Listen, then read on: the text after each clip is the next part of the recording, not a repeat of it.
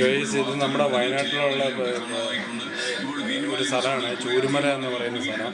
അവിടെ ഉരുൾപൊട്ടലുണ്ടായിട്ട് ഒരു 43ഓളം പേര് മരിച്ചു. ഭയങ്കര ദുഷ്കരമായ ഒരു സംഭവം, അതിദാരുണമായ ഒരു സംഭവം. കുറേ മേപ്പാടി ആശുപത്രിയിലും അതുകൂടാതെ തന്നെ കൽപ്പറ്റ ആശുപത്രിയിൽ, സുൽത്താൻബത്തേരി ആശുപത്രി എല്ലാം ഒരുപാട് പേര് മരിച്ചു. ഒരു 43 പേരോളം മരിച്ചിട്ടുണ്ട്. ഒരു സുഹൃത്ത് അവിടെ എങ്ങാണ്ട് കുടുങ്ങി കിടക്കുന്നു. അവരെ രക്ഷാപ്രവർത്തകർക്ക് അങ്ങോട്ട് എത്താൻ കഴിയുന്നില്ല. വല്ലാത്ത ഒരു ദാരുണ്യമായ ഒരു സംഭവമാണ് സാക്ഷ്യം വഹിക്കുന്നത്. വല്ലാത്തൊരു അനുഭവമായി പോയി. വല്ലാത്തൊരു അവസ്ഥയാണ്. മുണ്ടക്കയം ചൂരൽമല എന്ന് പറയുന്ന സ്ഥലമെല്ലാം കംപ്ലീറ്റ് പോയി. ആ ദൃശ്യങ്ങളാണ് ഞാൻ ഈ ഇതിൽ എടുത്തുകൊണ്ടിരിക്കുന്നത്.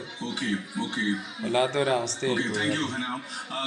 വയനാട്ടിലെ ഗ്രീൻവാലി റിസോർട്ടിൽ കുറച്ച് ആളുകൾ കുടുങ്ങിക്കിടക്കുന്നു എന്ന് പറയുന്നു. അവരുടെ ഒരു ബന്ധു ഒരു റിസോർട്ടിലെങ്ങാണ്ട് എത്രയോ പേര്, 1000ഓളം പേര് കുടുങ്ങിക്കിടക്കുന്നുണ്ട്. അത് മേപ്പാടിയിലെങ്ങാണ്ടുള്ള അവിടെയുള്ള റിസോർട്ടിലെങ്ങാണ്ട ഒരുപാട് പേര്, 1000 പേരോളം കുടുങ്ങിക്കിടക്കുന്നുണ്ട്. വല്ലാത്തൊരു ദാരുണമായ സംഭവമായി പോയി. ഭയങ്കര ഒരു വയനാട് ഒരു കണ്ണീർ മഴ പോലെയായിപ്പോയി. അവിടേക്ക് നീങ്ങി തുടങ്ങി എന്നുള്ള വാർത്തയും വരുന്നു. മാത്രമല്ല കോഴിക്കോട് ഈ രക്ഷാ ദൗത്യസേനയും വഹിച്ചുള്ള ഹെലികോപ്റ്റർ ലാൻഡ് ചെയ്തു എന്നുള്ള വാർത്തയും വരുമ്പോൾ ആശ്വാസകരമാണ്. അതേസമയം ഈ മൃതശരീരങ്ങൾ സൂക്ഷിച്ചിട്ടുള്ള സ്ഥലങ്ങളിലേക്ക് ബന്ധുക്കളെ തേടിയെത്തുന്ന ബന്ധുജനങ്ങളുടെ പ്രവാഹം ഇപ്പോഴുണ്ടാകുന്നു. കരച്ചിലടക്കാൻ കഴിയാതെ നമുക്കൊന്നും അങ്ങോട്ട് പോകാൻ പറ്റുന്നില്ല കൂട്ടുകാരെ. എന്താണെന്നറിയില്ല. അവിടേക്ക് അത്രയും തിരക്കാണ്.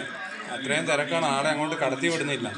നമുക്കൊന്നും വീഡിയോ എടുക്കാനേ കഴിയുന്നില്ല അവിടെ പോയിട്ട്. വല്ലാത്ത ഒരു ദാരുണമായ സംഭവമാണ്. ഒരു കണ്ണീർ മഴയായി പോയി വയനാട്ടിലെ ഈ ഉരുൾപൊട്ടൽ. കഴിഞ്ഞ പ്രാവശ്യം നടന്ന ഉരുൾപൊട്ടലിനേക്കാൾ ഇപ്രാവശ്യം ഭയങ്കര അതിശക്തമായ ഒരു ഉരുൾപൊട്ടലായി പോയി. 43 പേര് മരിച്ചു. ഇനിയും കുറേ പേര് മണ്ണിനടിയിലുണ്ട്. ഇതുവരെ സ്ഥിരീകരിച്ച് 43 പേര് മരിച്ചു എന്നാണ്. ഇനിയും സ്ഥിരീകരിക്കാനുണ്ട്. എത്ര പേര് മരിച്ചിട്ടുണ്ടെന്ന് നമുക്കറിയില്ല. എല്ലാ കൂട്ടുകാരും എല്ലാവരും പ്രാർത്ഥിക്കണം. എല്ലാവരും പ്രാർത്ഥന കൊണ്ട് ഒരുപാട് പേര് രക്ഷപ്പെടും. അതുകൊണ്ട് എല്ലാവരും പ്രാർത്ഥിക്കുക. അത്ര മാത്രമേ പറയാനുള്ളൂ. വല്ലാത്തൊരു ദാരുണ്യമായ ഒരു അന്ത്യമായി പോയി.